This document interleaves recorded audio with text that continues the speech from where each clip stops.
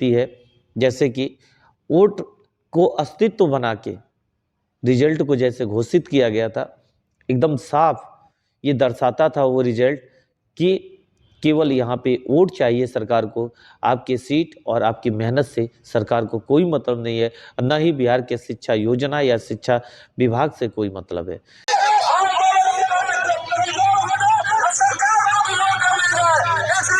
जय हिंद दोस्त, बीपीएससी 3.0 की भर्ती के लिए आपकी वैकेंसी आ चुकी है और आपने बहुत बड़ी वैकेंसी दर्शाया जा रहा है। इसमें आपको ये भी ध्यान देना होगा कि किस विषय में किस आधार पे फॉर्म भरना है। पहले पूरा नोटिफिकेशन पढ़ लीजिए, उसके बाद ही फॉर्म भरिए। इस भर्ती प्रक्रिया में बम्पर कंपटीशन है। आपको बता दूं कि इसमें जो अपेयरिंग वाले बच्चे भी है उनको भी मौका मिलने जा रहा है। तो आप लोग जो अपेयरिंग वाले बच्चे हैं उनसे कंपटीशन है, और ये ध्यान रखना होगा कि जो अपेयरिंग वाले बच्चे हैं वो पहले से ही तैयारी कर रहे हैं और लगातार उनकी तैयारियां चली आ रही है, और आपकी तैयारी में बीच में गैप होने के कारण आपकी तैयारी विधिवत तरीके से नहीं है, अच्छी तरीके से नहीं है, उसको तैयारी आपको हाई कर देना होगा। जब तक आप हाई तैयारी नहीं करेंगे तब तक आपका परेशानी सामने दिखेगा। यहाँ पे जो मेरिट लिस्ट जाएगी बहुत हाई जाने के चांसेज हैं इस बार, क्योंकि पिछली दोनों भर्तियों को देखते हुए जैसे धांधली हुई, जैसे धांधली के आधार पर रिजल्ट बन गए, अगर इस बार सुरक्षा नहीं बढ़ाया गया और इस बार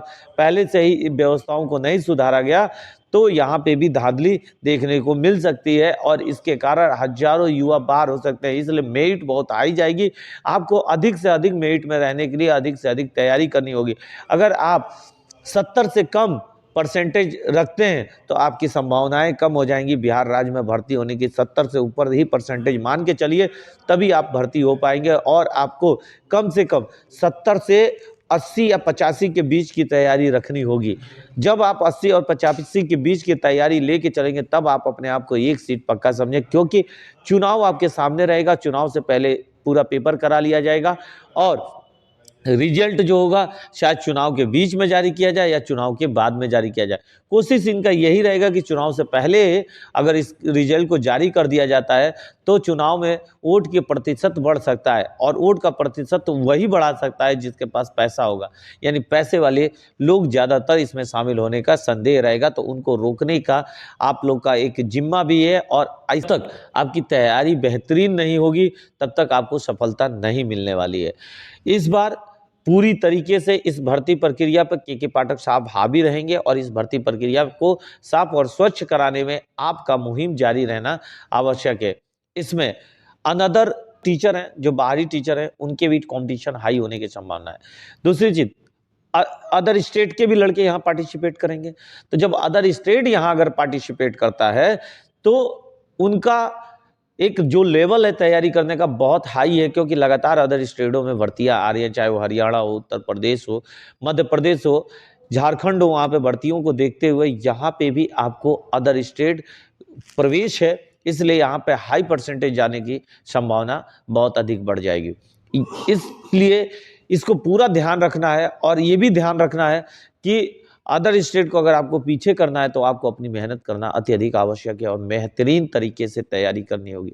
एक शेड्यूलिंग, एक सब्जेक्टिव, तब आप जाके आप तैयारी कर सकें। यहाँ पे आप देख सकते हैं डायरेक्ट स्टेट पास होना आवश्यक नहीं है। आपने देखा होगा साफ अलग अलग अथवा करके ऑप्शन दिया हुआ है कि इन ऑप्शन में अगर आपने क्रॉस किया है तो आप आवेदन कर सकते हैं।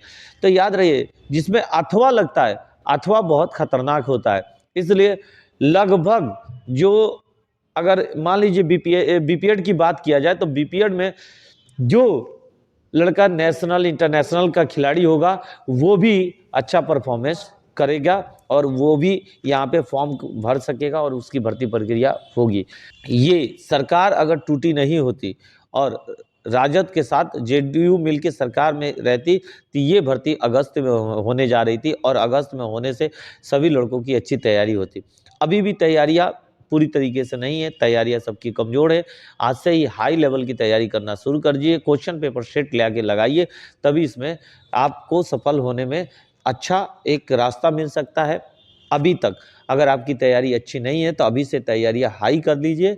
और इसके साथ साथ भाषा अर्हता क्या इस बार हटाया जाएगा कि नहीं, इस पे सबसे विशेष नज़र सबकी बनी रहेगी। और अगर भाषा अर्हता को लागू कर नहीं किया गया तो इस बार भी हजारों लड़के धोखा खाएंगे। लेकिन आपको भाषा अर्हता मान्य कर ही पेपर देना आवश्यक है कि भाषा अर्हता में आपको क्वालिफाइड होना है, उसके बाद ही आपका विषय चेक होगा। तो आप लोग भाषा अर्हता में क्वालिफाइड 100% होइए, तभी आपके जीवन के लिए एक अच्छा मार्ग, एक अच्छा संदेश जा सकता है। और सभी के बीच आपको अगर अच्छा संदेश भेजना है तो आपको भाषा अर्हता 100% तैयार करना पड़ेगा। भाषा अर्हता छोड़ के आपको टोटल 120 क्वेश्चन में आपको 80 से 85 नंबर के बीच की तैयारी करके चलनी ही होगी, तभी आपको एक स्थान मिल सकता है। अन्यथा बिहार में स्थान मिलना और असंभव को संभव बनाने के लिए मेहनत आवश्यक है। अभी आपने देखा है कि फिर सरकार बदलने के चांसेस बहुत अधिक बढ़ रहे हैं। कहा जा रहा है कि आरजेडी से जेडीयू मिलकर फिर दोबारा सरकार बना सकती है। तो क्या ये केवल चुनाव का खेला है? अगर चुनाव का भी खेला है तो आपके साथ तो धोखा हो सकता है कि चुनाव के बाद आरजेडी जेडीयू एक साथ आके सरकार बना लेंगी। तो इस भर्ती में भी अगर धोखा पाएगा तो केवल शिक्षक ही पाएगा, जैसे कि बीपीएससी टीआरई 2.0 में केवल शिक्षा मंत्री अलग और शिक्षा अधिकारी अलग पार्टी के होने के कारण धोखा खाए। और इसका नुकसान किसी पार्टी को विशेष को नहीं होता है, इसका नुकसान केवल शिक्षकों को होता है। और शिक्षकों को हजारों की मेहनत के बाद भी उसको असफलता ही मिलती है। जैसे कि वोट को अस्तित्व बना के रिजल्ट को जैसे घोषित किया गया था, एकदम साफ ये दर्शाता था वो रिजल्ट कि केवल यहाँ पे वोट चाहिए सरकार को, आपके सीट और आपकी मेहनत से सरकार को कोई मतलब नहीं है। न ही बिहार के शिक्षा योजना या शिक्षा विभाग से कोई मतलब है, क्योंकि बिहार के युवकों का भविष्य कैसे आगे बढ़ेगा इसके बारे में विचार भी कोई अगर करता तो सही शिक्षक की भर्ती होती। लेकिन सही शिक्षक की भर्ती न होना अपने आप में ये दर्शाता है कि बिहार में किस आधार की भर्तियां लोगों के मध्य कराई जा रही हैं। और जो सरकारें हैं केवल अपनी सरकार को चलाने के लिए भर्तियां करा के अवैध तरीके से इसमें भर्तियां करा रही हैं। इस पे रोक लगनी चाहिए। अगर आज के पाठक साहब के आदेश पे जांच हो रहा है और आज पकड़े जा रहे जो लड़के, वो कहीं ना कहीं किसी नेता से, किसी मंत्री से मिली भगत रही होगी, तब यहाँ तक पहुँचे थे। और आज भी दोबारा से सही सिरे से जांच हो तो हजारों लड़के पकड़े जाएंगे और हजारों लड़कों को बाहर का रास्ता देखना पड़ेगा। लेकिन आप और हम कोर्ट में जाके इस केस को लड़ रहे हैं और इंतजार में हैं कि क्या कोर्ट कब तक फैसला देगा, कब रोक लगाएगा। 27 तारीख को सुनवाई है। सुनवाई के बाद हो सकता है भाषा अर्हता लागू हो जाए और भाषा अर्हता लागू होने के कारण इस रिजल्ट को पुनः जारी करना पड़ेगा। तो हजारों जो लड़के भर्ती हुए हैं जिनका जो भाषा अर्हता में फेल है वो सब बाहर हो जाएगा। आपको मैंने बताया था पहले से ही कि 70% लोग सूचनाओं जो प्राप्त हुई है हमको, उसके आधार पे 70% लोग फेल हैं, मात्र 30% ही कैंडिडेट पास है। तो यानी अगर जो पासिंग मार्क 40 अंक से ऊपर प्राप्त किया है तो वो भी भर्ती हो जाएगा। जब वो भर्ती होगा तो एक अच्छा और सच्चा शिक्षक होगा जो बिहार के युवकों को आगे बढ़ाने में अपना पूरा योगदान देगा और शिक्षा को शिक्षा के आधार से और शिक्षक को शिक्षक के आधार से देख के अपना ज्ञान देगा और शिक्षा प्रदान करेगा। तब जाके बिहार एक तरक्की की ओर तेजी से आगे बढ़ेगा।